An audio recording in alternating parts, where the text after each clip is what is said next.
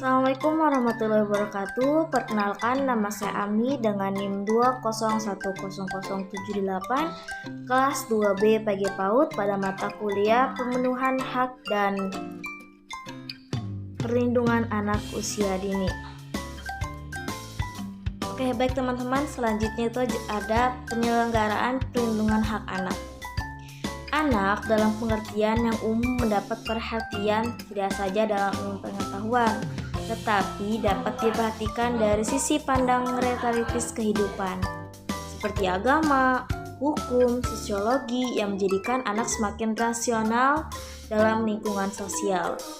Nah, pasal Undang-Undang 26 tentang perlindungan anak mengatur mengenai kewajiban dan tanggung jawab keluarga dan orang tua. Orang tua berkewajiban dan bertanggung jawab untuk mengasuh, memelihara, mendidik, melindungi. Terus juga ada menumbuhkan anak sesuai dengan kemampuan anak, seperti bakat dan minatnya. Terus mencegah terjadinya perkawinan pada anak usia dini. Dan yang terakhir itu memberikan pendidikan karakter dan penanaman budi pekerti pada anak sejak dini. Nah, pengertian dari aspek sosiologi, anak diartikan sebagai makhluk ciptaan Allah yang senantiasa berinteraksi dalam lingkungan masyarakat, bangsa, dan negara. Dalam hal ini, anak diposisikan sebagai kelompok sosial yang mempunyai status sosial yang lebih rendah dari masyarakat di lingkungan tempat interaksinya. Makna anak dapat aspek sosial ini lebih mengarah pada perlindungan kodratif anak itu sendiri.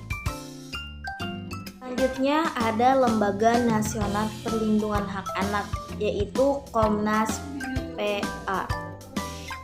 Dan kepanjangannya itu Komisi Nasional Perlindungan Anak. Nah, organisasi ini di Indonesia serta mencegah berbagai kemungkinan pelanggaran hak anak yang dilakukan oleh negara, perorangan, atau badan usaha. Komnas PA ini didirikan pada tanggal 26 Oktober 1998 di Jakarta. Selanjutnya, Lembaga Internasional Perlindungan Hak Anak.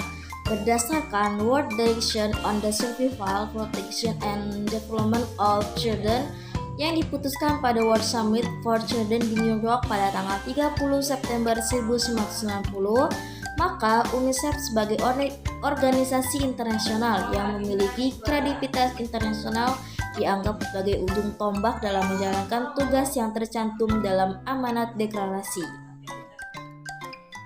Selanjutnya ada pelanggaran hak anak dalam keluarga. Pada bagian umum penjelasan Undang-Undang Nomor 23 Tahun 2000 tentang Perlindungan Anak disebutkan, anak adalah amanah sekaligus karunia Tuhan Yang Maha Esa yang senantiasa harus dijaga karena dalam dirinya melekat harkat, martabat, dan hak-hak sebagai manusia yang harus dijunjung tinggi. Hak asasi anak merupakan bagian dari hak asasi manusia yang termuat dalam Undang-Undang 1945 dan Konvensi Perserikatan Bangsa-Bangsa tentang Hak Anak. Dengan hak anak, dalam banyak hal anak-anak tergantung pada orang dewasa, karena tergantungannya ini seringkali dianggap sebagai makhluk yang tidak berdaya. Hak anak dianggap sebagai suara yang tidak perlu didengarkan, meskipun anak bisa melahirkan gagasan dan tindakan yang berarti untuk melakukan perubahan bagi perlindungan sekitarnya. Baik, selanjutnya pelanggaran hak anak dalam masyarakat dan bernegara. Kekerasan terhadap anak sebagai bentuk penganiayaan baik fisik maupun psikis. Penganiayaan fisik adalah tindakan-tindakan kasar yang mencelakakan anak dan segala bentuk kekerasan fisik pada anak yang lainnya. Sedangkan penganiayaan psikis adalah semua tindakan merendahkan atau meremehkan anak. Nah, penganiayaan pada anak-anak banyak dilakukan oleh orang tua atau pengasuh yang seharusnya menjadi seorang pembimbing bagi anaknya untuk tumbuh dan berkembang. Melihat kekerasan terhadap anak sebagai bentuk pelanggaran terhadap hak-hak anak. Dan banyak negara dikategorikan sebagai kejahatan sehingga Mencegahnya dapat dilakukan oleh para petugas penegak hukum. Kekerasan merupakan perlakuan yang salah satunya adalah orang tua.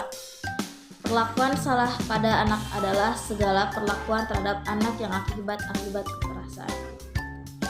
Nah, di sini sangat penting sekali bagi peran orang tua atau keluarga, karena mereka bisa menyelenggarakan perlindungan anak adalah wajib bagi orang tua maupun keluarganya. Bertanggung jawab terhadap pengasuh, pemeliharaan, pendidikan, perlindungan anak dalam kondisi apapun. Serta anak menjadikan tumbuh kembangnya dengan bakat dan minat sesuai apa yang si anak mau. Yang di sini sangat perlu sekali pentingnya keluarga dan orang tua untuk anak sejak dini. Selanjutnya adalah perlindungan hak anak atas kesehatan dan ancaman gizi buruknya.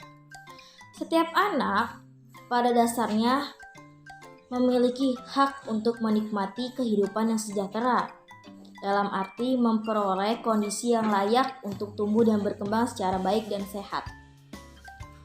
Nah, pemerintahan harus menyediakan sarana dan prasarana kesehatan bagi anak-anak untuk tumbuh dan berkembang secara sehat. Sesuai dengan Undang-Undang Nomor 23 Tahun 2002 tentang Perlindungan Anak,